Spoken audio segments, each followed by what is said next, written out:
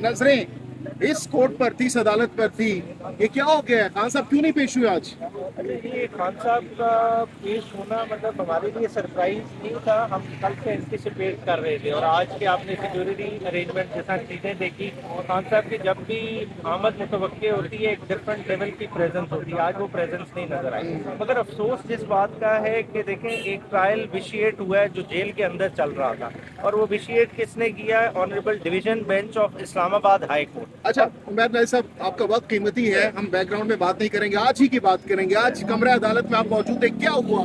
जज साहब की जानिब से क्या इमरान खान के हवाले से पूछा गया कि उनको क्यों नहीं पेश किया गया? आज की समाअत के हवाले से, आज की नमाज के हवाले से, आज के दलाइल के हवाले से बताइए। जज साहब जैसे ही आए उनके सामने बुनियादी तौर पे रख दिया गया एक रुक्का जो सुपरिटेंडेंट जेल की जानिब से था, जज साहब को एड्रेस था, और उसमें यह था कि हम आज खान साहब को पेश करने से कासिर हैं क्योंकि देयर आर सिक्योरिटी कंसर्न। और वो क्या सिक्योरिटी कंसर्न है उनकी कोई डिटेल नहीं, क्या इशू, क्या कौन सा वाकया रूनुमा हुआ है। और इंटरेस्टिंगली ये कम्युनिकेशन जज साहब और सुपरिटेंडेंट के दरमियान है, और उसको डिफेंड कौन कर रहा है?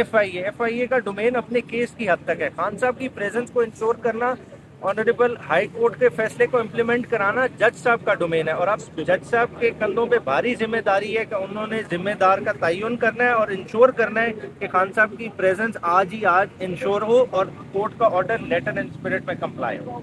तो क्या अभी जज साहब, आप बता रहे हैं कि उनको बताया गया कि उनको सिक्योरिटी थ्रेट्स है, नहीं पेश किया जा सकता, तो इस पर जज साहब की जानिब से उनकी बात से एग्री किया गया या फिर जज साहब ने फिर भी कहा कि उनको पेश किया जाए? जज साहब ने उनको क्वेश्चन किया कि क्या ऐसे सिक्योरिटी कंसर्न्स हैं। एक कॉन्फिडेंशियल रिपोर्ट दिखाई गई जो उन्होंने खुद देखी, वो भी report basically communication between superintendent और आईजी पुलिस के दरमियान है, वो उसका हवाला दिया गया। अब जज साहब इस पे डिटेल अपना जुडिशल ऑर्डर पास करेंगे कि अगली तारीख के लिए क्या लायामलों का खान साहब को किस तरह से पेश करना है, नहीं पेश करना, इसके बारे में क्लैरिटी अभी आ जाए। इमरान खान की सिस्टर्स भी आज वहाँ पर मौजूद थी, तो क्या उन्होंने कोई बात की जज के सामने? नहीं, उन्होंने बात नहीं की, मगर शाह महमूद कुरैशी साहब की फैमिली और खान साहब की सिस्टर्स बिल्कुल मौजूद थी। और इसका एक और इंटरेस्टिंग एस्पेक्ट है कि हम खान साहब डिस्कस कर रहे हैं, शाह महमूद कुरैशी साहब का जिक्र ही नहीं कर रहे। देखिए, सुपरिटेंडेंट जेल ने लिखा है खान साहब को सिक्योरिटी थ्रेट है, उन्हें नहीं पेश किया जा सकता। खान शाह महमूद के बारे में तो ऐसी कोई करस्पॉन्डेंस ही रिकॉर्ड में नहीं,